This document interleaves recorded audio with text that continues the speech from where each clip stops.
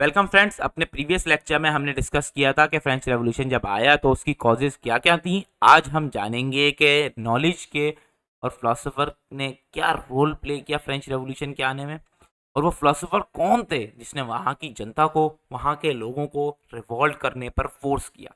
Video में आगे चलने से पहले अगर आपने हमारे चैनल को सब्सक्राइब नहीं किया है तो काइंडली सब्सक्राइब कर लें ताकि हमें मोटिवेशन मिले और ऐसी इन्फॉर्मेटिव वीडियोस हम आपके लिए आते हैं। तो फ्रेंच रेवोल्यूशन के आने से पहले आपको फ्रांस में तीन बड़े फिलोसोफर्स देखने को मिलेंगे, रोसो, वोल्टेयर और मॉन्टेस्क्यू। एक एक करके हम इन तीनों ने जो रोल प्ले किया, जो आइडियाज़ दिए, उसको जानेंगे। तो सबसे पहले हम रोसो के आइडियाज़ को डिस्कस करते हैं। रोसो ने 1760s में एक बुक पब्लिश की, द सोशल कॉन्ट्रैक्ट, और अपनी उस बुक के स्टार्ट में उसने एक आंसर दिया और फिर एक क्वेश्चन किया। रोसो ने कहा कि मैन इज बॉर्न फ्री, एक इंसान जो किसी सोसाइटी में है, किसी कल्चर का पार्ट है, वो आज़ाद पैदा हुआ है, उस पर कोई रोग नहीं होता। ये था रोसो का आंसर, और साथ ही रोसो का क्वेश्चन था कि फिर भी वो इंसान बंधा हुआ है, रस्सियों में वो फंसा हुआ है। Man is born free but everywhere he is in chains. आज भी आपको एक इंसान जो है वो कहीं ना कहीं फंसा हुआ, बंधा हुआ नजर आएगा। उसे बांध रखा है कल्चर के नाम पर, ट्रेडिशन के नाम पर, रिलीजन के नाम पर। लेकिन फ्रेंच रेवोल्यूशन के आने से पहले अगर आप फ्रांस के सिटीजन्स को देखेंगे तो आपको पता चलेगा कि उस टाइम पर जो लोग थे वो बुरी तरह स्ट्रक थे, फंसे हुए थे। उन पर फ्यूडल लॉर्ड्स थे, चर्च था, मोनार्की थी, बादशाह था। सो जो एक आम इंसान था जो थर्ड स्टेट से बिलोंग करता था, उसकी पूरी लाइफ को सर्व करने में गुजर जाती थी। और ऐसे में रोसो का कहना कि इंसान आज़ाद पैदा हुआ है, वो किसी का गुलाम नहीं है, पर क्यों उसे इतना बांधा हुआ है, दबाया हुआ है कि अपनी पूरी लाइफ जो है वो दूसरों को सर्व करने में, उनको खुश करने में गुजार देता है। इस तरह क्वेश्चन जो है वो आम जनता को, लोगों को एजुकेट कर रहे थे, और वो लोग भी क्वेश्चन करने लगे थे। रोसो ने कहा कि आज़ादी ये नहीं है कि हमें वो करने दिया जाए जो हम करना चाहते हैं, बल्कि वो काम जो हम नहीं करना चाहते उसके लिए हमें फोर्स नहीं किया जाए। The freedom of mankind does not lie in the fact that can do what we want, but that we don't have to do that which don't want. जब रोसो ने इस टाइप के आइडियाज़ को लोगों के साथ शेयर किया, तब वो लोग जो पढ़ लिख नहीं सकते थे, वो भी सोचने पर मजबूर हो गए कि हमारी ड्यूटी सिर्फ और सिर्फ एक गुलाम की, एक सर्वेंट की क्यों है। जो काम हम नहीं करना चाहते वो हमसे फोर्सफुली क्यों करवाया जाता है, और जो काम हम करना चाहते हैं उससे हमें क्यों रोका जाता है। ये राइट्स किसने दिए? फ्यूडल लॉर्ड्स को, चर्च को, बादशाह को। और ऐसे में लोग वोल्टेयर को भी सुनने लगे थे। वो भी अपने टाइम का एक बड़ा फिलोसोफर था। वोल्टेयर जो है वो रोसो से पूरी तरह एग्री तो नहीं करता था, पर फ्रीडम ऑफ स्पीच और separation of church and state पर उसने अपने आइडियाज शेयर किए। वोल्टेयर एक वेल ऑफ बैकग्राउंड से बिलोंग करता था, शायद इसीलिए उसने किंग को, बादशाह को गलत कहने के बजाय उसने क्लर्गी को, नोबिलिटी को हिट किया। वोल्टेयर कहता था कि इंसान को बोलने की आज़ादी होनी चाहिए ताकि वो अपने आइडियाज़ को एक्सप्रेस कर सके, बता सके। और जब रोसो की बुक द सोशल कॉन्ट्रैक्ट को फ्रांस में बैन किया गया, तब वोल्टेयर ही था जिसने सबसे पहले रोसो के लिए प्रोटेस्ट किया। बिकॉज वो कहा करता था, I disapprove of what you say but I will defend to the death your right to say it.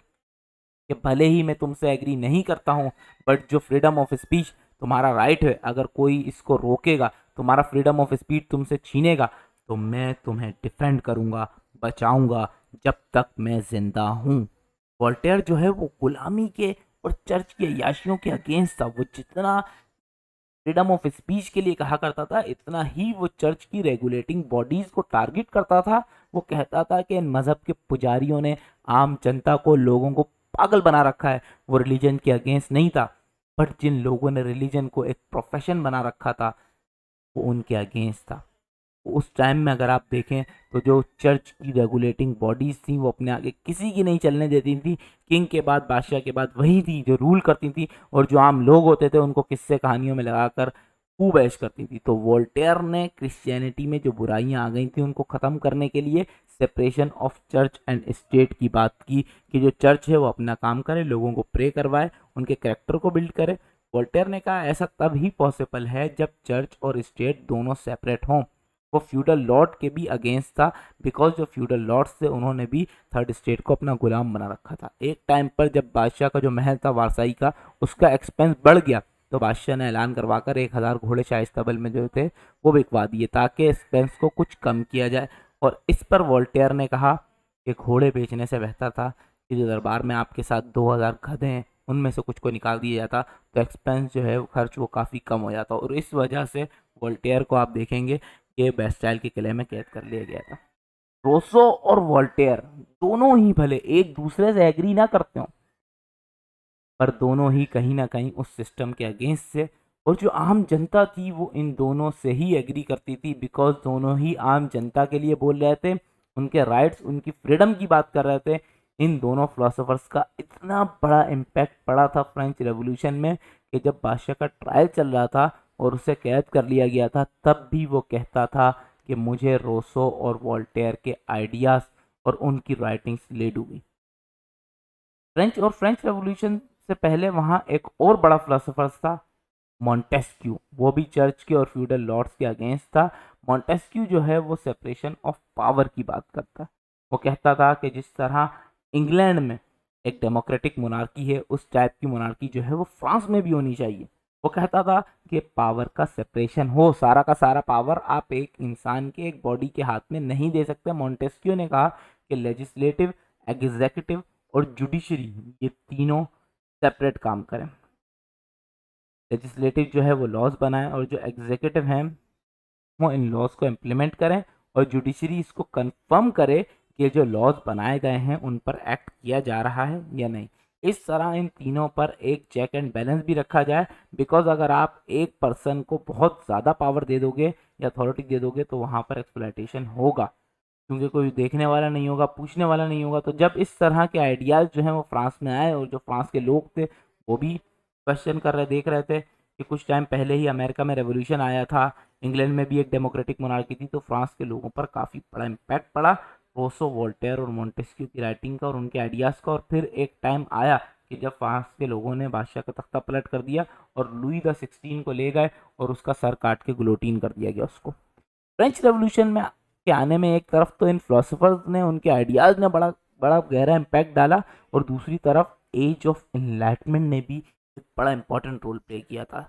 15th century के बाद यूरोप में रेनेसांस आया था, रेने जिसका मीनिंग है रीबर्थ। और रीबर्थ वहाँ पे क्या हुआ था कि ग्रीक और रोमन कल्चर का रीबर्थ हुआ था। जो एरिस्टोटल और प्लेटो के आइडियाज़ थे उनको दफन कर दिया था लोगों ने क्रिश्चियनिटी के आने के बाद, पर अब लोग दोबारा उस तरफ जा रहे थे, क्वेश्चनिंग के फेज में आ रहे थे, क्योंकि जब क्रिश्चियनिटी आई थी तो लोगों से क्वेश्चन करने का राइट जो है वो छीन लिया गया था। जो भी क्वेश्चन करता था चर्च से उसे एग्जीक्यूट कर दिया जाता, जला दिया जाता। आप देखेंगे कि फ्रांस में हॉन्टिंग विंच के नाम से एक पूरा ट्रेडिशन चला जा रहा था कि औरतों को जिंदा जला दिया जाता था, ये कह के इसमें चुड़ैल आ गई है। इस तरह जब कोई क्वेश्चन करता था चर्च से तो उसे भी ठिकाने लगा दिया था। या फिर सारे क्वेश्चन कुछ भी हो, उसका एक ही आंसर था चर्च के पास, और वो ये था कि गॉड्स विल। अगर कोई पूछता कि चांद कभी बड़ा कभी छोटा क्यों होता है, समंदर की लहरें कभी तेज कभी हल्की क्यों होती हैं, क्यों बारिश होती है, क्यों बाढ़ आती है, तो चर्च में जो पोप थे वो इन सब क्वेश्चन का एक आंसर दिया करते थे कि ये सब जो होता है वो गॉड्स विल की वजह से है, खुदा की मर्जी है। और उसके साथ साथ जो पोप थे वो किसी भला किसी तूफान के आने पर इसका सिर्फ एक जवाब देते थे कि खुदा तुमसे नाराज हो गया, और लोग जो है वो खुदा को राजी करने के चक्कर में लग जाते थे। और इस तरह भी चर्च को ही फायदा होता था, लोग चैरिटी करते थे, चढ़ावे चढ़ाते थे। तो जब रेनेसांस आया और इसके साथ साथ एज ऑफ एनलाइटमेंट हुई, तो लोग क्वेश्चन करने लगे, फैक्ट को कलेक्ट करने लगे, रिसर्च करने लगे। लोग जो चर्च की बताई हुई कहानियों से थक चुके थे, अब वो हर क्वेश्चन का एक लॉजिकल आंसर मांग रहे थे।